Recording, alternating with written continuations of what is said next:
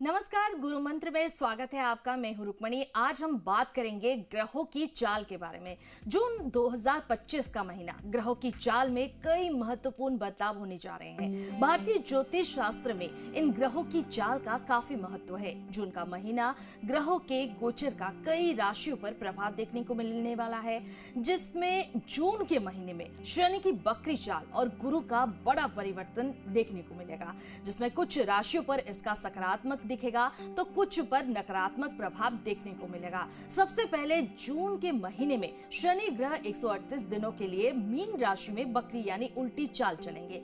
13 जून 2025 से लेकर 28 नवंबर 2025 तक शनि बकरी रहेंगे। इस दौरान शनि बकरी का कुछ राशियों पर प्रतिकूल तो कुछ खराब प्रभाव भी देखने को मिलेगा। शनि बकरी का सबसे बड़ा फायदा तुला राशि को मिलेगा। वहीं देवगुरु बृहस्पति ग्रह वित्तीय दिने अगर आप बात करें 11 जून 2025 को मिथुन राशि में अस्त हो चुके हैं, जो अगले महीने 9 जुलाई को मिथुन राशि में उदय होंगे। गुरु के अस्त और उदय होने पर सभी राशियों पर इसका प्रभाव देखने को मिलता है। इस पर पूरी जानकारी के लिए हमारे साथ जुड़ रहे हैं, हमारे साथ हैं आज स्टूडियो में ज्योतिष आचार्य जीतू सिंह। स्वागत है आपका हमारे कार्यक्रम गुरु मंत्र में। जीतू जी धन्यवाद। खुश रहें, स्वस्थ रहें। जीतू जी, आपसे जानेंगे 2025 में ग्रहों के बारे में, बदलाव के बारे में, लेकिन हम अपने दर्शकों को बता दें, अगर आपके मन में भी कोई शंका है तो आप हमारे साथ जुड़कर ज्योतिष आचार्य से अपनी समस्या का हल जान सकते हैं। हमारा नंबर है 0120715378 0120715382 जीतू जी, आपके पास आऊंगी। 2025 में ग्रहों के बड़े बदलाव देखने को मिलेंगे। ऐसी आशंका लगाई भी जा रही है कि जून के महीने में ऐसा क्या हुआ कि जिसे हर कोई डर गया है। जी देखिए, बहुत ही उत्तम प्रश्न भी है और बहुत ही इम्पोर्टेंट जानकारी है जो हर व्यक्ति तक ये पहुंचना बेहद जरूरी है।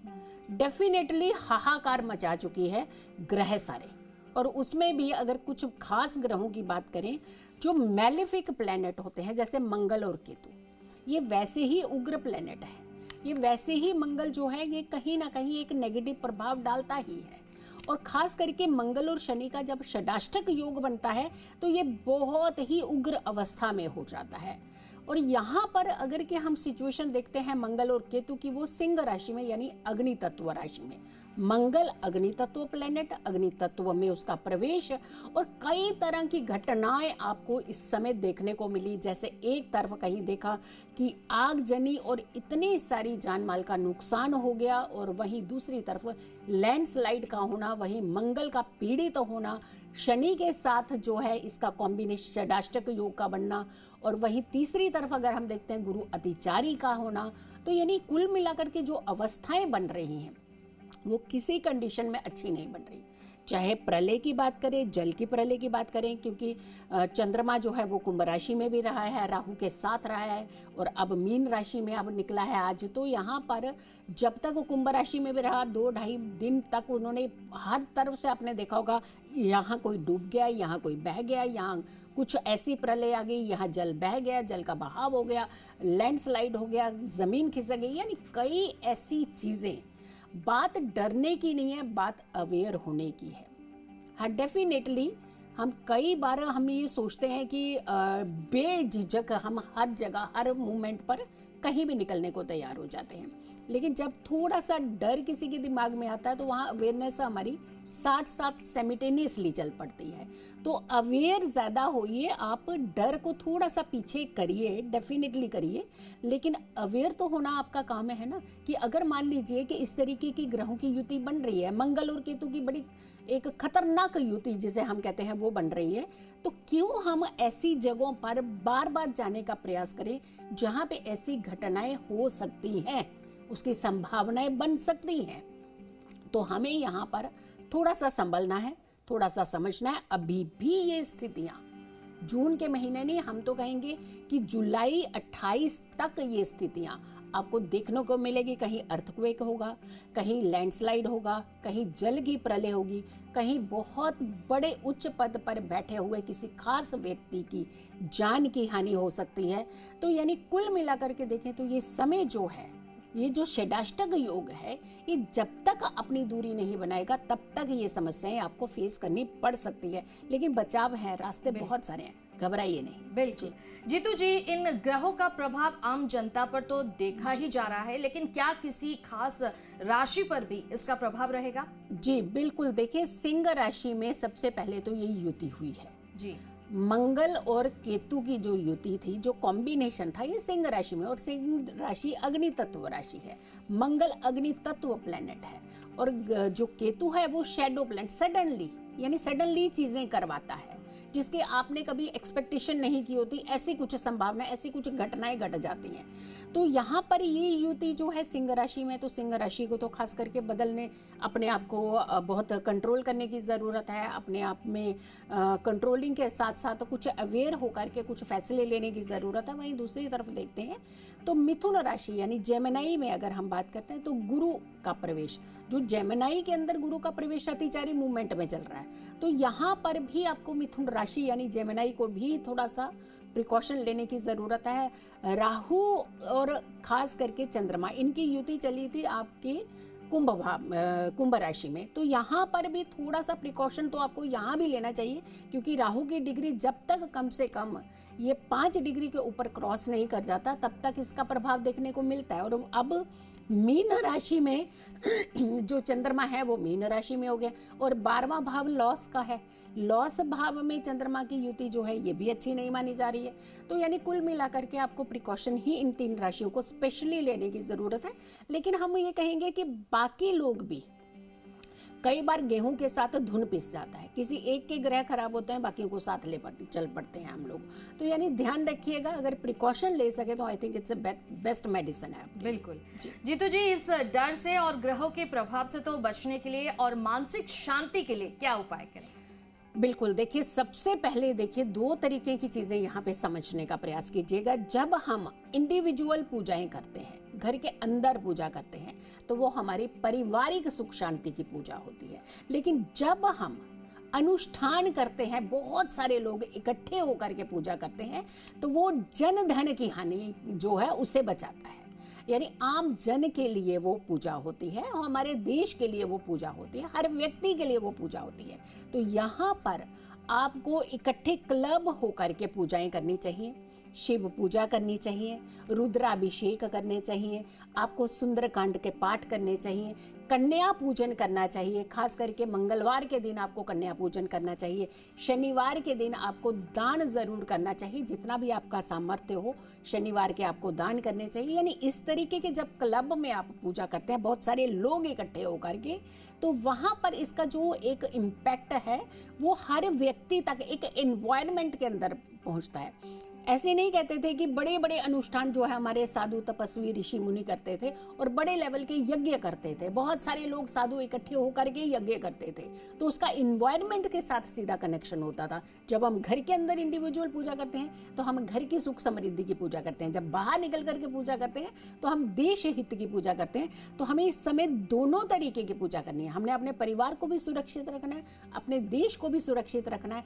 और हर व्यक्ति तक ये एक अच्छा एक पॉजिटिव एनवायरनमेंट है, अगर पहुंचे तो उनकी भी सुरक्षा होती है। बिल्कुल जीतू जी, जैसे हम देख सकते हैं कि कहीं घटना, कहीं दुर्घटना, कहीं हादसा, तो कहीं जल प्रलय, हर किसी के मन में बस एक ही सवाल कि आगे क्या होगा। जी देखिए, आगे भी थोड़ा सा जुलाई के 28 तक आपको संभलना है, क्योंकि राहु की जो दृष्टि है वो बुध पर भी है, वो सूर्य पर भी है, तो ये दृष्टि जो है ये अच्छी नहीं मन रही, मंगल के ऊपर भी है, तो यानी ये प्रभाव जो है ये नेगेटिव प्रभाव ही दिख रहा है। तो ग्रहों के हिसाब से हमें थोड़ा संभलना है। अगर के हम वर्ल्ड वाइड भी देख रहे हैं तो आप देखिए युद्ध जो है चलने थमने का नाम कहाँ रहा है, इनफैक्ट आगे और सिचुएशन खराब होने वाली लग रही है। और वहीं पे अगर हम देख रहे हैं अर्थक्वेक जैसी सिचुएशन यहाँ होने की संभावनाएं हैं, पूरी जल प्रलय की संभावनाएं हैं, तो बहते हुए पानी के नज़दीक ना जाइएगा, आप पहाड़ों की तरफ थोड़ा सा रुख आप मत करिए इस समय। हो सके तो जैसे क्लब में हम बहुत सारे लोग इकट्ठे होकर के चल पड़ते हैं कहीं भी, तो यहाँ थोड़ा सा परहेज कर सके अगर जुलाई के महीने तक, तो ये अति उत्तम रहेगा, और ये हमारी सेफ्टी और सिक्योरिटी भी है। बिल्कुल। तो जीतू जी, आज का पंचांग जान लेते हैं। जी, आज का पंचांग की अगर हम बात करते हैं तो विक्रम संवत 2082, तारीख है 19 जून, दिन गुरुवार, और आज जो तिथि बनेगी वो आषाढ़ कृष्ण पक्ष की अष्टमी तिथि, उसके उपरांत नवमी तिथि है। अष्टमी तिथि आज सुबह 11:56 तक रहेगी और उसके बाद नवमी तिथि लग जाएगी। आज चंद्रमा जो है वो मीन राशि में रहेंगे। नक्षत्र आज रहेगा उत्तरा भाद्रपद नक्षत्र और इसके स्वामी शनिदेव होते हैं। योग की अगर हम बात करते हैं तो सौभाग्य योग रहने वाला है। आज दिन भर ये योग रहेगा, बहुत अच्छा शुभ योग होता है और ये योग खास करके लग्न और नवम इन दोनों भाव से बनता है। बहुत इंपॉर्टेंट भाव होते हैं ये कुंडली के और मजबूत स्थिति दिखाता है ये वाला योग। इस तरह के योग में अगर आप लक्ष्मी की पूजा करें, क्योंकि इसे लक्ष्मी योग का उपाधि भी दी गई है, तो अगर लक्ष्मी की पूजा करें और खास करके अगर बड़ा धन बढ़ाना चाहते हैं, बहुत सारे धन की आपकी कामना है, तो माँ लक्ष्मी को खीर का भोग आज के दिन लगाना चाहिए। राहु काल की अगर हम बात करते हैं तो दोपहर 2:10 से लेकर के 3:51 तक का जो समय है वो राहु काल है। और अगर हम अभिजीत मुहूर्त की बात करते हैं तो दोपहर 12:01 से लेकर के दोपहर के 12:55 तक का अभिजीत मुहूर्त है। अभिजीत मुहूर्त में तो आप करिए शुभ कार्य, लेकिन राहु काल में खूब सारी भक्ति और अनुष्ठान करिए ताकि हर किसी की सुरक्षा हो सके। बिल्कुल, आज का पंचांग आपने जान लिया। चलिए हमारे साथ एक कॉलर जुड़ रहे हैं, अपना नाम बताइए, अपना डेट ऑफ बर्थ बताइए और सवाल पूछिए। राम राम जी, मैं जलंधर से बोल रही हूँ, सविता। मेरी बेटी की डेट ऑफ बर्थ है 24 जुलाई 1984, 1:47 PM, गाजियाबाद। इसका ना अभी तक ना तो इसको कोई रिश्ता आ रहा है, शादी भी नहीं हो रही, हमने अखबार में भी दे दिया, कब मिलेगा। और इसके लिए जॉब का बताइए, जहाँ छूट गई वहाँ से फोन आया कि घर बैठे 25 दिन हो गए, इसको कहीं नौकरी कहाँ मिलेगी, कब मिलेगी, और शादी के लिए बहुत अवसर है। जी ठीक है, थोड़ा सा अगली बार जितने भी कॉलर जुड़े थोड़ी सी ऊंची आवाज़ में बात करें, क्योंकि वैसे तो घरों में आप ऊंची आवाज़ में बात करते हैं और यहाँ पे आपको फिर पूरी इन्फॉर्मेशन नहीं पहुँचाएंगे तो दिक्कत हो जाएगी। तो हम चाहते हैं आपकी कुंडली अच्छे से देखें और आप तक अच्छी इन्फॉर्मेशन पहुँचाएं। देखिए, सबसे पहले तो आपकी अगर किस कुंडली की, बच्ची की कुंडली की बात करते हैं, तुला लग्न की कुंडली बनती है और राशि बनती है वृष राशि यानी टॉरस। गुरु की महादशा और शुक्र की अंतरदशा है। सबसे इंपॉर्टेंट चीज देखने, दो चीजें आपने एक प्रश्न किया है, एक तो सर्विस और दूसरा आपने शादी। शादी के भाव का जो स्वामी है वो मंगल बनता है लग्न में बैठ करके, लेकिन डिले के शनि के साथ बैठ करके सप्तम भाव को देख रहे हैं। तो शादी के योग तो इनके मतलब शादी तो अच्छी जगह होती है, लेकिन डिले बहुत होता है। 2026 में एक योग बन रहा है जब इनकी शादी के चांसेस हो सकते हैं, लेकिन ये जो योग स्टार्टिंग है वो सितंबर से ही, अगस्त सितंबर से ही हो जाएगा। तो आप उस समय बात चलाएं रिश्ते की तो रिश्ता होने की संभावना है। एक उपाय हम जरूर बताएंगे। वहीं अगर दूसरी तरफ देखते हैं इनकी सर्विस को लेकर के, सर्विस के भाव का स्वामी जो है वो गुरु है, वो वक्रीय चाल में है, रेट्रो है, और इस समय गुरु अतिचारी है, फैसले गलत कराता है। यानी क्या होता है कि हम एक चीज हमें मिली नहीं होती, दूसरी पहले छोड़ने को तैयार हो जाते, क्योंकि उसके अंदर हम नुक्स निकालना शुरू कर देते हैं। हम सिर्फ एक साधारण आपको जरूर एक सलाह देंगे, किसी को भी, हर किसी को, कि जब तक आपके हाथ में दूसरा ऑप्शन नहीं होता है तो थोड़े से अपने मूड को कंट्रोल करके चलना चाहिए। जब ऑप्शन आ जाए तो आप बदलिए, लेकिन यहाँ पर भी ऐसी ही कुछ संभावनाएं हुई इनके साथ। अब इन्हें एक चीज करवाइए, एक तो पुखराज अगर हो सके तो ये पहने जरूर, बहुत अच्छा रहेगा इनके लिए। अदरवाइज एक हल्दी की गांठ, कच्ची हल्दी जिसे अदरक की तरह होती है, उसे पीले कपड़े में बांध करके इनके बैग में डाल दीजिए। वो शादी के लिए भी सपोर्ट करेगी और इनकी सर्विस के लिए भी सपोर्ट करेगी। और वहीं दूसरी तरफ शनि के उपाय करना शुरू करिए। 4 मुख वाले दिए, चारों मुख 4 बातियां लगा करके सरसों के तेल का दिया शनिदेव के सामने या फिर पीपल के नीचे, और पहली जो बाती होगी वो ईस्ट यानी पूर्व दिशा की जलाएं, और फिर उसके बाद क्लॉकवाइज जलाएं इस दिए के, एंटी क्लॉक नहीं, क्लॉकवाइज। तो ध्यान रखिएगा, इस दिए को लगातार आप हर शनिवार को जलाना शुरू करिए। बहुत जल्दी कुछ अच्छे योग और संयोग बनना शुरू हो जाएंगे। गॉड ब्लेस यू, खुश रहिए। बिल्कुल, चलिए एक और कॉलर हमारे साथ जुड़ रहे हैं, अपना नाम बताइए, अपना डेट ऑफ बर्थ बताइए और सवाल पूछिए। आवाज नहीं आ रही है। राधे राधे। राधे राधे जी। हाँ, मेरे भांजे की है। राधे राधे। जी जी बताइए। हाँ जी, इसका नाम उमंग है। 24/3/96 11:14 AM हैदराबाद। इसकी नौकरी का देखो मैडम, मिथुन लग्न की है। 24 आगे क्या बोला आपने?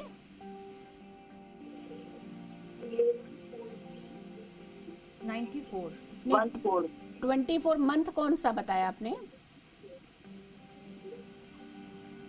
अपना डेट ऑफ बर्थ फिर से बताइए। 24/3 3 या हाँ जी हाँ जी। मार्च बताया। 24/3/96 टाइम बताइए। 11:14 AM। 11:40 AM। जी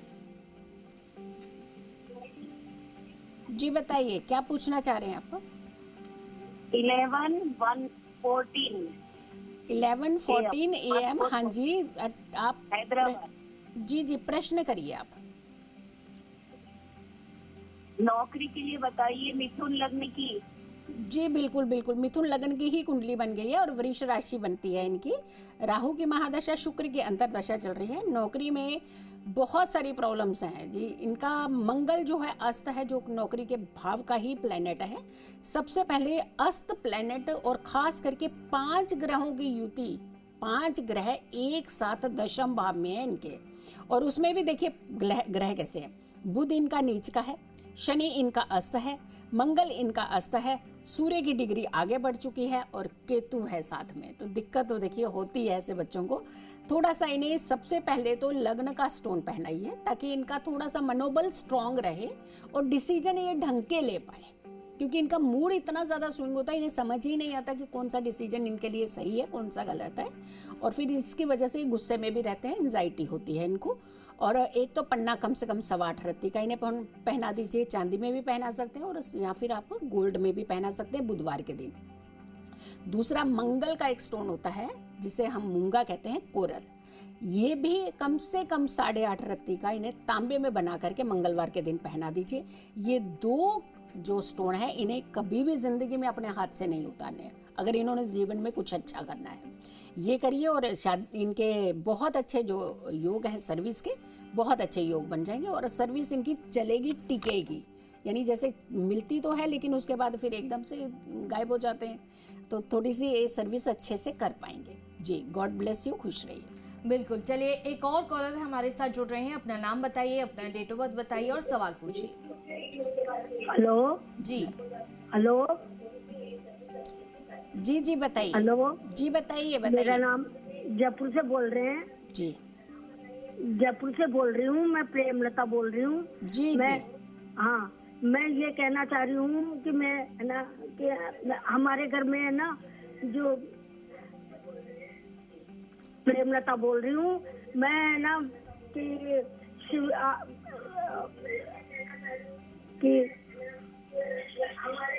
आप टीवी की आवाज बंद करिए, पहले हमसे बात करिए, फिर उसके बाद अपना आंसर सुनिएगा। जी बताइए प्रेमलता जी। चाह रही हूँ कि घर में शिवलिंग रखना चाहिए या नहीं रखना चाहिए। फिर किसी ने कहा शिवलिंग नहीं रखना चाहिए, तो मैंने उसको पीपल के पेड़ के नीचे रखी आई और फिर मूर्ति लाके और उसका मैं अभिषेक करती हूँ घर में। तो ये रखना चाहिए या नहीं रखना चाहिए? या हाँ देखिए, ऐसे नहीं कभी भी किसी के भगवान को ले आना और भगवान को छोड़ आना। हम जब इन्हें घर में लाते हैं बड़ा एक आदर सम्मान के साथ लाते हैं और बहुत जल्दी ऐसे नहीं कि उठाया और किसी ने कहा छोड़ा है, फिर किसी ने कहा तो ले आए। सबसे पहले एक ध्यान रखिए, जब भी आप शिवलिंग रखते हैं, एक तो थंब जितना होता है, अंगूठा होता है ना, इससे बड़ा शिवलिंग नहीं होना चाहिए, पहली बात। दूसरा, कोशिश करिए कि अगर शिवलिंग आपके पास पारद का है, पारद शिवलिंग आप अपने घरों में रखेंगे, उसमें बहुत ज़्यादा प्रिकॉशन की ज़रूरत नहीं होती है। देखिए भक्ति तो डेफिनेटली आपको करनी ही पड़ती है, लेकिन पारद शिवलिंग आप अपने घर में रख सकते हैं, उसमें भी साइज छोटा। तीसरी कंडीशन ये है कि आप अपने घर में शिवलिंग तो रख रहे हैं, नियमित तौर पर उनकी पूजा भक्ति भी की जाती है। खास करके उन्हें सोमवार को गंगा जल का स्नान या फिर शुद्ध जल का स्नान कच्चा दूध डाल के ये उन्हें करवाना चाहिए। और चौथी बात ये है कि आपने ऐसे ही जाकर के उनको जाकर के आप पीपल के नीचे छोड़ा है। अब पीपल के नीचे वो किस अवस्था में है, तो एक अच्छी एनर्जी हमें नहीं दे रहे हैं, क्योंकि हमने जाकर के उन्हें निकाल के आ गए। तो कभी भी ध्यान रखिए, अगर लाने की विधि होती है तो उन्हें ले जाने की भी विधि होती है। आप अपने घर में किसी को विदा कैसे करते हैं? ऐसे ही उठा करके बस छोड़ आते हैं क्या? जब घर से कोई जाता है तो उसे खाने का सामान, पानी की चीज़ें सब कुछ देते हैं। तो बहुत विधि विधान से ही उन्हें विदा किया जाता है। तो हम ये कहेंगे कि अगर तो वो मिल जाते हैं आपके शिवलिंग, जो भी कहते हैं आपसे भूल चूक हुई है उसकी क्षमा मांगिए और जाकर के उन्हें ले आइए। छोटे से हैं तो ले आइए, बड़े हैं तो फिर नहीं लाइएगा, क्योंकि आप विदा कर चुके हैं आप उन्हें। लेकिन अगर छोटे पारद के शिवलिंग हैं तो उन्हें ला सकते हैं, घर में पूजा विधि विधान कर सकते हैं और साथ के साथ उनका अभिषेक भी कर सकते हैं। जी बिल्कुल। और अब आइए जानते हैं आज का राशिफल, राशि के अनुसार कैसा रहेगा आज का दिन। जी, सबसे पहले बात करते हैं राशियों की। जो मेष राशि एरीज जो नंबर 1 पर गुस्सैल राशि आ रही है, और मंगल जो है आपको पता है इस समय किस कंडीशन में चल रहे हैं, तो ज़रा शांत रहिएगा आप। नौकरी में प्रमोशन के तो आपके पास से योग आ रहे हैं, बहुत अच्छे योग होंगे। काम के फैसले दूसरों के कहने पर नहीं बल्कि आपने खुद लेने हैं। मित्रों को अपने घर की हर बात नहीं बतानी है। शुभ रंग की बात करें वो रहेगा सफेद, भाग्य रहेगा आपका 72%। वृष राशि की बात करते हैं टॉरस की।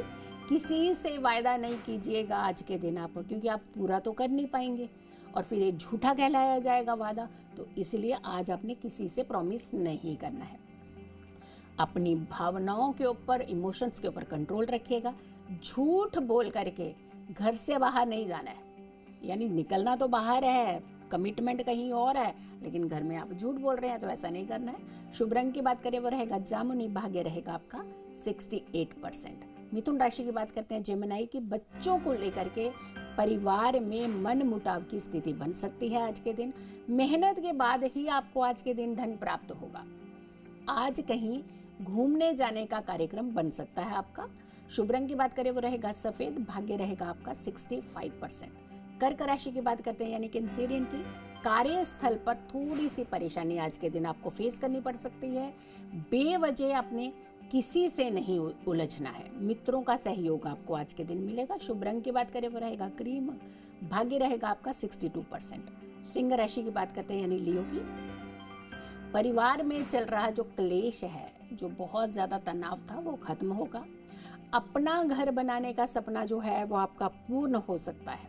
व्यापारिक यात्रा फायदेमंद रहेगी। अगर आप किसी भी बिजनेस यात्रा पर जाना चाहते हैं तो जा सकते हैं। शुभ रंग की बात करें वो रहेगा मैरून, भाग्य रहेगा आपका 77%। कन्या राशि की बात करते हैं, वर्गों की बात करते हैं। गलत संगति आपको फंसा सकती है, थोड़ा सा अटेंटिव रहिएगा, सतर्क रहिएगा। व्यापार में फायदे के पूर्ण योग हैं। घर का बदलाव आप करना चाहते हैं तो कर सकते हैं। शुभ रंग की बात करें वो रहेगा गोल्डन, भाग्य रहेगा आपका 73%। तुला राशि की बात करते हैं यानी लिब्रा की। प्रॉपर्टी खरीदने के लिए समय आपका उत्तम है, आप खरीद सकते हैं, बात चला सकते हैं। अचानक धन मिलने के पूरे योग हैं। हो सकता है आपका पुराना फंसा हुआ पैसा है वो आपको मिल सकता है आज।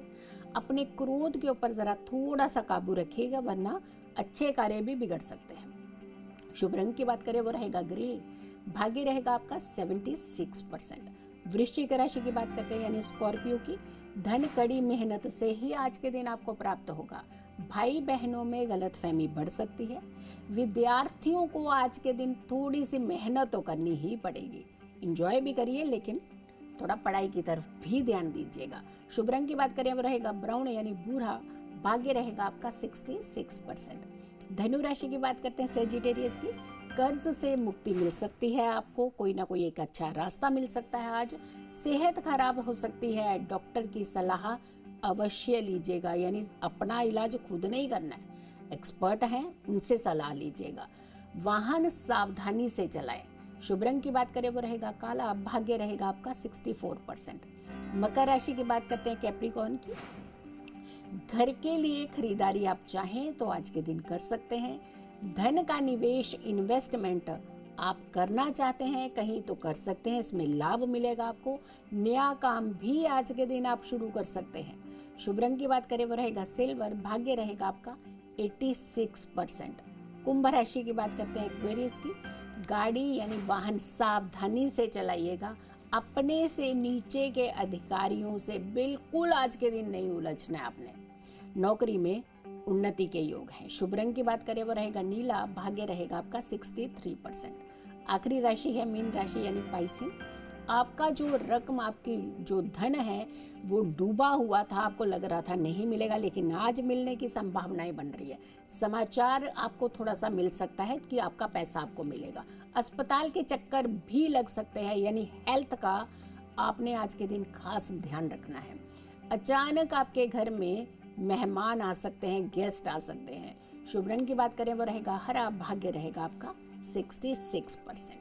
बिल्कुल।